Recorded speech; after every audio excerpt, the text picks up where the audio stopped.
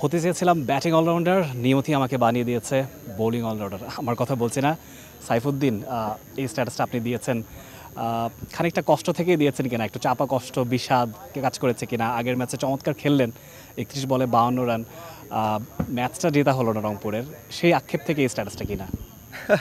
প্রথমত পেজটা আমার হয়তো আমি শেয়ার করতেছিলাম, বাট এটা পোস্টটা আমার অ্যাডমিন করেছে।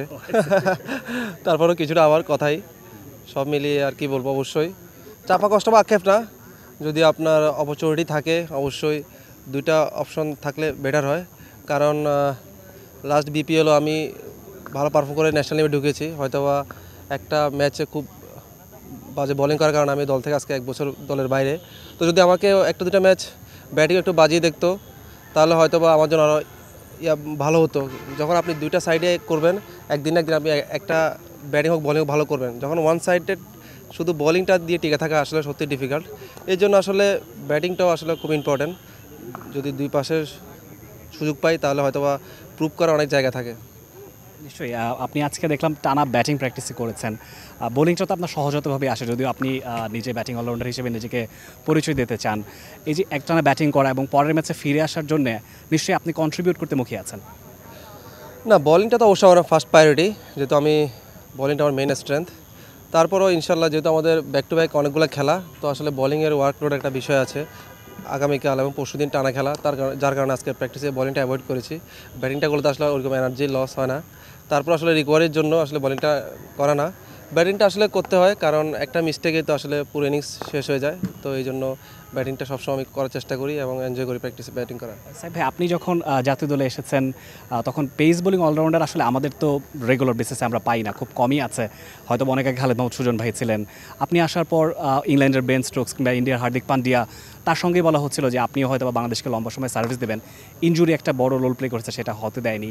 কেন আসলে আমাদের ইনফ্রাস্ট্রাকচার এরকম না, পেস বোলিং অলরাউন্ডার আমরা খুব বেশি পাই না কেন? এবং আসলে এইটার দিকে নিশ্চয়ই ফোকাসটা থাকা উচিত।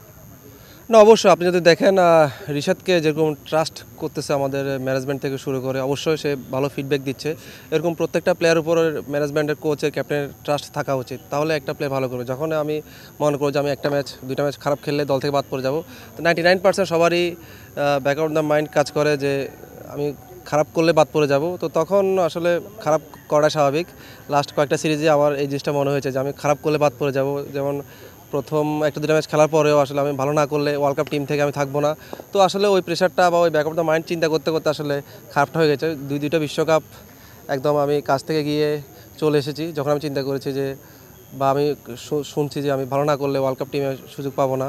তো এই জিনিসটা আসলে অনেক বেশি নেগেটিভভাবে কাজ করে আর কি ব্যাক অফ মাইন্ডে। রংপুর রাইডার্সের সঙ্গে চমৎকার সময় আপনার কাছে, রংপুর রাইডার্স খুব ভালো খেলছে, সবচেয়ে দল আগে তারা প্লে অফটা সিকিউর করেছে। টুর্নামেন্টের বাকি ভাগটা নিয়ে কতখানি আশাবাদী? এবারে কি চ্যাম্পিয়ন তকমাটা রংপুর রাইডার্স পাবে কিনা, কি মনে হচ্ছে? আসলে দেখা যাক, ইনশাল্লাহ আমরা তো আশাবাদী। পুরো টুর্নামেন্ট আমরা অসাধারণ খেলেছি। তা আমরা আসলে অনেক বিগে একটা মিস্টেক করেছি, খুশদিল ন্যাশনাল টিমে কল পেয়েছে, ও চলে গিয়েছে, অবশ্যই ওর অভাবটা থাকবে। তারপরে ইনশাল্লাহ আমরা চেষ্টা করব নিজে সেরা দেওয়ার, যেহেতু গ্লোবালেও সেমিফাইনাল আগে চলে গিয়েছিল পাকিস্তানের ঘরোয়া টুর্নামেন্ট খেলতে, সেম এবারও ন্যাশনাল টিমে চলে গিয়েছিল।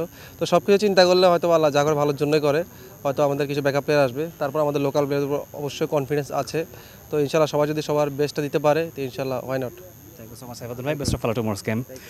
সাইফুদ্দিন বলছিলেন আসলে অনেক হতাশা আক্ষেপ সব সরিয়ে তিনি আসলে রংপুর রাইডার্সকে ট্র্যাকে ফেরাতেই মুখিয়ে আছেন এবং সেই অনুযায়ী তিনি আজকে ঘামও ঝরিয়েছেন। বলেছেন বোলিং আর অলরাউন্ডার হিসেবেই তিনি আসলে পরিচিত, বোলিংটার দিকে ফোকাস থাকবে, তবে ব্যাটিংটাও তিনি সানিয়ে নিয়েছেন যদি কখনো সেটা কাজে লাগে রংপুর রাইডার্সের, হোয়াই নট। তিনি সেই প্রমাণটা নিজেকে করতে বিপিএলকে একটা মঞ্চ হিসেবে নিয়েছেন এবং তিনি তার জাত চিনিয়ে যাচ্ছেন ব্যাট হাতে বল হাতে যখনই তিনি সুযোগ পাচ্ছেন। এটাই রংপুর রাইডার্সের জন্য এই মুহূর্তে সবচেয়ে বেশি দরকারি। মিরপুর শেরে বাংলা জাতীয় ক্রিকেট স্টেডিয়াম থেকে Rifat Tanvir Rafi, T Sports. Bangladesh premier league 2025, 7টি দলের জমজমাট লড়াইয়ে মাতবে পুরো দেশ।